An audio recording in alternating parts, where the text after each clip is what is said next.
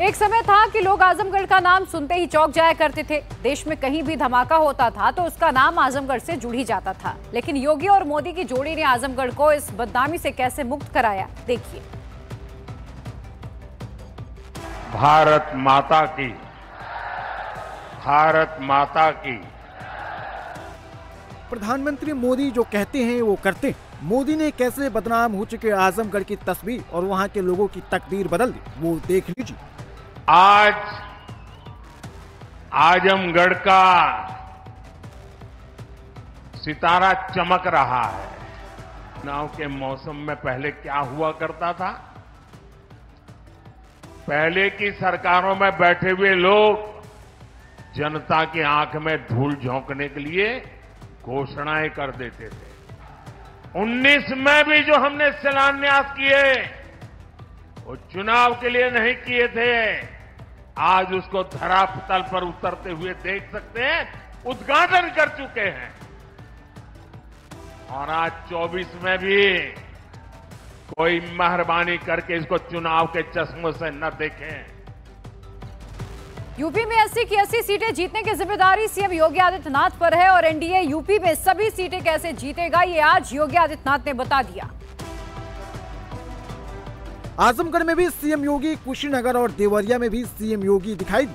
पूर्वांचल में 29 सीटों पर एनडीए की जीत के लिए योगी आदित्यनाथ ग्राउंड पर उतर गए। पूर्वांचल सीएम योगी का गढ़ है। योगी का नाता गोरखपुर से है तो मोदी काशी से सांसद है। ऐसे में 2019 में पूर्वांचल में हारे हुए सभी सीटों पर भी जीत के लिए योगी ने मोर्चा संभाल लिया। 10 साल पहले, 7 साल पहले आजमगढ़ की पहचान क्या थी? आज हमारा भारत किसी के सामने झुकता नहीं। आज हमारा भारत किसी के सामने किसी भी प्रकार से पीछे हटता नहीं, अपने मार्ग से डिगता नहीं। सभी सीटें में थी तो स्वाभाविक रूप से जब आपने 100% रिजल्ट दिया है तो 100% अपेक्षाओं पर खरा उतरने के लिए 100% कार्य भी हमें करना है। मोदी के 400 के टारगेट को अचीव करने के लिए यूपी की 80 में से ज्यादातर सीटों पर जीत बीजेपी के लिए जरूरी।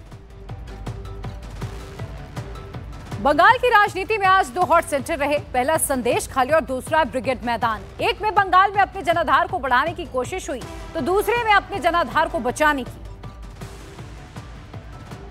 एक तरफ ममता बनर्जी कोलकाता के ब्रिगेड मैदान में रैली कर रही तो दूसरी तरफ बीजेपी और शुभेंदु अधिकारी संदेश खाली में मोर्चा संभाले हुए।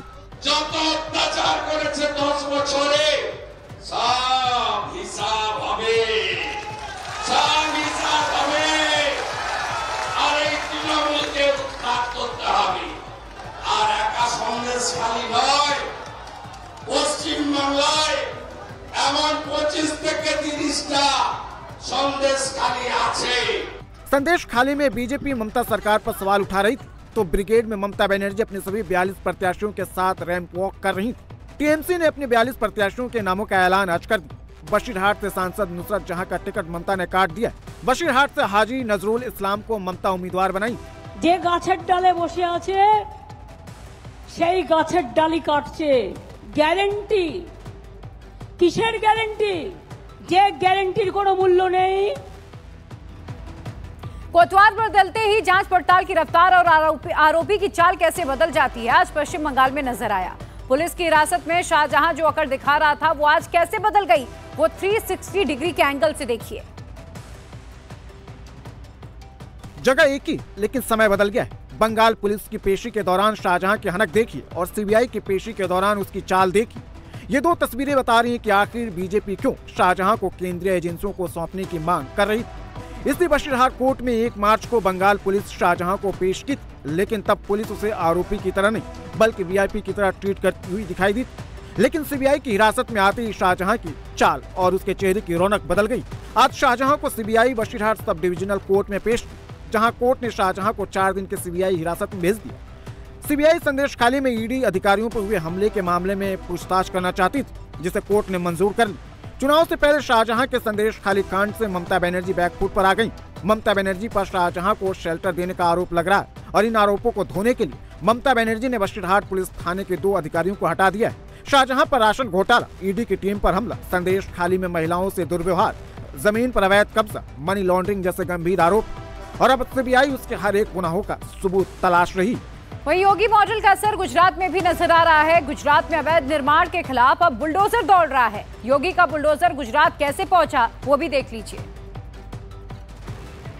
गुजरात के जूनागढ़ में अवैध कब्जे पर प्रशासन का बुलडोजर जमकर चला है। मजार या फिर मंदिर सबको हटा दिया गया। मजवाड़ी दरवाजे के पास बने इस दरगाह पर बुलडोजर चला तो दूसरी अलग अलग जगहों पर भी 2 अवैध मंदिरों को भी हटा दिया गया। रात 2 बजे करीब 1000 पुलिस बल के साथ डिमोलिश करने का ऑपरेशन शुरू हुआ, जो सुबह 5 बजे तक चलता रहा। अभी जिस जगह पर आप चारकोल देख रहे हैं, ठीक इसी जगह अवैध कब्जा कर दरगाह को बनाया गया था, जो ट्रैफिक के लिए एक बड़ा बैरियर बन गया था। लेकिन बुलडोजर एक्शन से पहले सुरक्षा का पूरा बंदोबस्त किया गया था। 500 मीटर के पूरे इलाके को बैरियर से सील कर दिया गया था। अवैध तरीके से कब्जा कर बनी इस दरगाह को पहले भी हटाने की कोशिश की गई, लेकिन जून 2023 में दरगाह को हटाने पहुंची टीम पर भीड़ ने हमला कर दिया। इसमें कई पुलिसकर्मी घायल भी हो गए थे। जूनागढ़ में प्रशासन बीते 1 साल से अवैध कब्जा और निर्माण के खिलाफ कार्रवाई कर रहा है और इसी कड़ी में मंदिर हो या फिर मस्जिद को सभी को हटाया जा रहा है। लेकिन दरगाह हटाए जाने के बाद से प्रशासन और भी सतर्क है। हर छोटी से छोटी एक्टिविटी को मॉनिटर किया जा रहा है।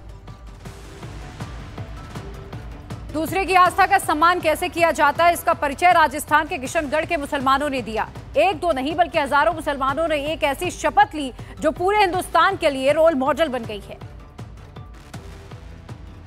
अल्लाह को हाजिर नाजिर मानते हुए शपथ हलफ लेते हैं। अल्लाह को हाजिर नाजिर मानते हुए हलफ लेते हैं। गौ कसी और गौ तस्करी के खिलाफ रहेंगे। गौ कसी और गौ तस्करी के खिलाफ रहेंगे और न ही इसको खाने के लिए इस्तेमाल करेंगे। हिंदुओं की आस्था का सम्मान करते हुए शपथ लेने की ये तस्वीर राजस्थान के किशनगढ़ की।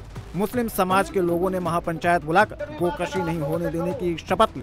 तस्करी इलाके में होने नहीं देंगे। हम गौ तस्करी इलाके में होने नहीं देंगे और न ही गौकसी वालों को इलाके में रहने देंगे। और ना ही गौकसी वालों को इलाके में हम अहद करते हैं कि हमारे इलाके में हमारे इलाके में गाय मांस को किसी भी सूरत में नहीं लाने दिया जाएगा और ना ही खाया जाएगा। इस महापंचायत में कई बड़े फैसले लिए गए। गोकशी करने पर 1,51,000 का जुर्माना, गो तस्करी करने वालों पर 1 लाख रुपए का जुर्माना लगेगा। गाय का मांस खाने पर 21,000 का हर्जाना देना पड़ेगा। गो मांस बेचने पर 50,000 रुपए का जुर्माना लगेगा।